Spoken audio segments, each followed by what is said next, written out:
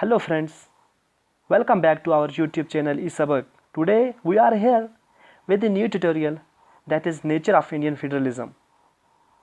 दोस्तों, हमने पिछली वीडियो में बताया था कि फेडरल सिस्टम और यूनिटरी सिस्टम में क्या फ़र्क होता है, जिसमें हमने ये भी बताया था कि फेडरल हम किसको कहते हैं और यूनिटरी सिस्टम हम किसे कहते हैं। तो आज हम जानेंगे कि क्या हमारा इंडिया जो है ये फेडरल स्टेट है या फिर कज़ाई फेडरल है या फिर सी जेनरस है। क्या हम फेडरलिज्म में अपने इंडिया को यूएसए के साथ कंपेयर कर सकते हैं, जो फेडरेशन की बेस्ट एग्जांपल है। कुछ स्कॉलर्स का मानना यह है कि इंडिया जो है एक ट्रू फेडरेशन है, कुछ का मानना है कि नहीं, इंडिया कज़ाई फेडरल है, और वहीं पर कुछ कहते हैं कि इंडिया जो है एक सी जेनरस टाइप की फेडरेशन है, यानी अपने ही टाइप की फेडरेशन।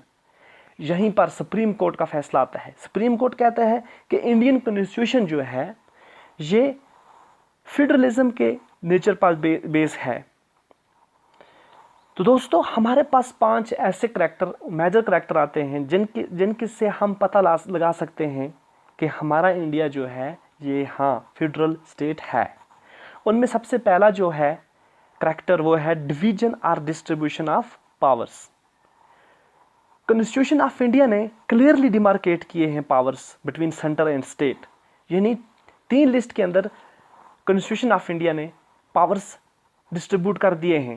पहली है यूनियन लिस्ट जिसमें 100 सब्जेक्ट हैं, दूसरी है स्टेट लिस्ट जिसमें 64 सब्जेक्ट हैं, और तीसरी है कंकरेंट लिस्ट जिसमें 52 सब्जेक्ट हैं। यानी सुप्रीम कॉन्स्टिट्यूशन के सामने कोई भी दोनों गवर्नमेंट, यानी सेंटर की गवर्नमेंट और स्टेट की गवर्नमेंट, एक दूसरे के सबऑर्डिनेट नहीं है, दोनों अपने अपने एरिया में सुप्रीम हैं। तो फेडरलिज्म का जो करैक्टर होता है, यानी 2 गवर्नमेंट और दोनों अपने अपने एरिया में सुप्रीम, वो हमारे इंडिया में पाया जाता है। तो इस करैक्टर की वजह से हम अपने इंडिया को फेडरल स्टेट कह सकते हैं। दूसरा जो मेजर करैक्टर है वो है कॉन्स्टिट्यूशनल सुप्रीमेसी। तो दोस्तों, आपको पता है फेडरलिज्म में कॉन्स्टिट्यूशन का सुप्रीम होना ज़रूरी है। जिस तरह यूनाइटेड स्टेट ऑफ अमेरिका में कॉन्स्टिट्यूशन सुप्रीम है, तो हमारे इंडिया में अगर हम इंडिया की बात करें तो इंडिया में कॉन्स्टिट्यूशन सुप्रीम है। यहाँ पर कॉन्स्टिट्यूशन सेंटर और स्टेट पर बाइंडिंग है। सेंटर और स्टेट कॉन्स्टिट्यूशन को एलोन, कुछ एरियाज़ को एलोन अमेंड नहीं कर सकती। इनमें 5 मेजर एरियाज़ आते हैं, जो areas without consent of state central government उनको अमेंड नहीं कर सकती। पहला जो एरिया है जहाँ पर स्टेट की कंसेंट होना ज़रूरी है वो है आर्टिकल 54, 55, आर्टिकल 73, आर्टिकल 162, आर्टिकल 241। यहाँ पर अगर स्टेट इन आर्टिकल्स को अमेंड करना चाहे तो अगर सेंटर इन आर्टिकल को अमेंड करना चाहे तो स्टेट की कंसेंट हासिल करना सेंटर को ज़रूरी है, यानी यूनियन गवर्नमेंट को ज़रूरी है स्टेट की कंसेंट हासिल करना। आर्टिकल 54 और 55 प्रेसिडेंट इलेक्शन के बारे में बताता है। अगर प्रेसिडेंट इलेक्शन को सिस्टम को चेंज किया जाए, प्रेसिडेंट इलेक्शन सिस्टम को, तो एटलीस्ट 50% स्टेट की कंसेंट होना ज़रूरी है। उसके बाद आर्टिकल 73 आता है, जो हमें एग्जीक्यूटिव पावर ऑफ यूनियन के बारे में बताता है। अगर एग्जीक्यूटिव पावर ऑफ यूनियन को चेंज किया जाए, अमेंड किया जाए, तो स्टेट्स की कंसेंट होना ज़रूरी है। उसके बाद आर्टिकल 162, अगर executive power of state government को अमेंड किया जाए तो यहाँ पर स्टेट की कंसेंट हासिल करना सेंट्रल या यूनियन गवर्नमेंट के लिए ज़रूरी है। उसके बाद आर्टिकल 241 जो हमें high courts at union territory के बारे में बताता है, यानी यूनियन टेरिटरी के जो हाई कोर्ट्स हैं उनमें अगर अमेंडमेंट लाई जाए तो स्टेट की कंसेंट हासिल करना यूनियन गवर्नमेंट के लिए ज़रूरी है। दूसरा जो मेजर एरिया है जहाँ पर स्टेट की कंसेंट हासिल करना ज़रूरी है वो है chapter 4 part 5। Chapter 4 part 5 deals with supreme courts, यानी सुप्रीम कोर्ट्स में अगर सुप्रीम कोर्ट को हमें अमेंड करना हो तो स्टेट की कंसेंट हासिल करना ज़रूरी है।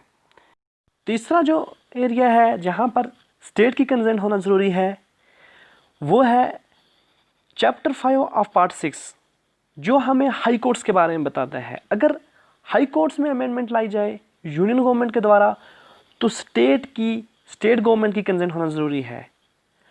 और इसी के साथ साथ चौथा जो एरिया है कॉन्स्टिट्यूशन में जहाँ पर स्टेट की कंसेंट होना ज़रूरी है वो है चैप्टर 1 ऑफ पार्ट 11, जो हमें स्टेट और सेंटर के रिलेशन बताता है। अगर स्टेट और सेंटर के रिलेशन में अमेंडमेंट लाई जाए तो स्टेट की कंसेंट होना ज़रूरी है। और इसके साथ साथ जो पांचवा एरिया है कॉन्स्टिट्यूशन का जहाँ पर स्टेट की कंसेंट होना ज़रूरी है, जिसके अमेंडमेंट में स्टेट की कंसेंट होना ज़रूरी है, वो है representation of state in parliament. यानी स्टेट की जो रिप्रेजेंटेशन होती है पार्लियामेंट के अंदर, लोकसभा के अंदर जो एमपी जाते हैं, उनमें अगर अमेंडमेंट लाई जाए तो वहाँ पर स्टेट की कंसेंट होना ज़रूरी है। यहाँ पर स्टेट की कंसेंट होना इसलिए ज़रूरी है क्योंकि कल को जो सेंटर में जो गवर्नमेंट होगी वो कभी भी चाहेगी किसी भी स्टेट के जो मेंबर हैं उसको घटा सकती है, बढ़ा सकती है। इसलिए कॉन्स्टिट्यूशन ने स्टेट को ये पावर दिए हैं कि जब तक स्टेट ये क्लेरिफाई ना कर दे, जब तक स्टेट की कंसेंट हासिल ना हो जाए यूनियन गवर्नमेंट को, तब तक यूनियन गवर्नमेंट वहाँ पर अमेंडमेंट नहीं ला सकती है, यानी representation of state in parliament. तो दोस्तों ये 5 पॉइंट सपोर्ट करते हैं इंडिया को एक फेडरल पॉलिटी बनाने में, यानी जस्टिफाई करते हैं इंडिया की फेडरेशन को। तीसरा जो मेजर करैक्टर है वो है रिटन कॉन्स्टिट्यूशन। यानी आपको पता है हमारा इंडिया जो है इसमें कॉन्स्टिट्यूशन जो है रिटन फॉर्म में है, तो फेडरल पॉलिटी में कॉन्स्टिट्यूशन का रिटन होना ज़रूरी है। तो ये केस भी सपोर्ट करता है इंडिया की फेडरेशन को। चौथा जो पॉइंट है वो है रिजिडिटी ऑफ कॉन्स्टिट्यूशन, यानी कॉन्स्टिट्यूशन का रिजिड फॉर्म में होना। फ्लेक्सिबिलिटी तो है हमारी कॉन्स्टिट्यूशन में, बहुत सारी फ्लेक्सिबिलिटी है, लेकिन इसके साथ साथ रिजिडिटी भी बहुत सारी है। एटलीस्ट सम एरियाज में रिजिडिटी है। रिजिडिटी का मतलब होता है जो आसानी के साथ अमेंड ना हो सकते हों, वो एरियाज जो आसानी के साथ अमेंड ना हो सकते हों, तो हमारी कॉन्स्टिट्यूशन में ये करैक्टर भी पाया जाता है। पांचवा जो एरिया है और मेजर एरिया वो है जुडिशरी, यानी अथॉरिटी ऑफ कोर्ट। तो आपको पता है सुप्रीम कोर्ट जो है एक फाइनल अथॉरिटी है और फाइनल इंटरप्रिटेशन ऑफ कॉन्स्टिट्यूशन है। तो ये डिस्प्यूट सेंटर और स्टेट के जो भी होंगे उसको रिजॉल्व करेगा सुप्रीम कोर्ट, और सुप्रीम कोर्ट की कोई भी इंटरप्रिटेशन वो स्टेट और सेंटर दोनों पे बाइंडिंग होगी। और सुप्रीम कोर्ट जो है वो इंडिपेंडेंट है हमारे इंडिया का, जुडिशियल रिव्यू की वजह से और फंडामेंटल राइट को इन्फोर्स करने की वजह से जुडिशरी जो है, जो सुप्रीम कोर्ट है वो सुप्रीम है, इंडिपेंडेंट है। Like in United state of America जहाँ पर सुप्रीम कोर्ट जो है वो सुप्रीम है, जुडिशरी सुप्रीम है। इसी तरह अगर यूके की बात करें तो वहाँ पर जो सुप्रीम कोर्ट है वो इंडिपेंडेंट नहीं है, वो डिपेंडेंट है, उसके पास लिमिटेड पावर हैं। और वहाँ पर जो सुप्रीम है वो है पार्लियामेंट, लेकिन यहाँ पर ये बात नहीं है। जुडिशरी जो है वो बहुत ही ज़्यादा सुप्रीम है, इसीलिए ये चीज़ भी जस्टिफाई करती है हमारे इंडिया को एक फेडरेशन बनाने में। तो दोस्तों ये 5 जो मेजर करैक्टर थे जिनकी वजह से हमें पता चला कि हाँ इंडिया जो है एक फेडरेशन है। तो हम अब नेक्स्ट वीडियो में बात करेंगे कि इंडिया यूनिटरी कैसे है, हम इंडिया को यूनिटरी कैसे कहेंगे, क्या यूनिटरी के करैक्टर इंडिया में पाए जाते हैं। तो दोस्तों आपको पता है हमारी कॉन्स्टिट्यूशन में फेडरल वर्ड कहीं भी यूज़ नहीं हुआ है। ये बात भी हम अगली वीडियो में डिस्कस करेंगे कि ऐसा क्यों है, जबकि इंडिया में इतने सारे इंडियन कॉन्स्टिट्यूशन में इतने सारे करैक्टर हैं जो इंडिया को एक फेडरल पॉलिटी बनाते हैं, एक फेडरल सिस्टम बनाते हैं। तो ये बात हम अगली वीडियो में डिस्कस करेंगे। तब तक के लिए खुदा हाफिज़।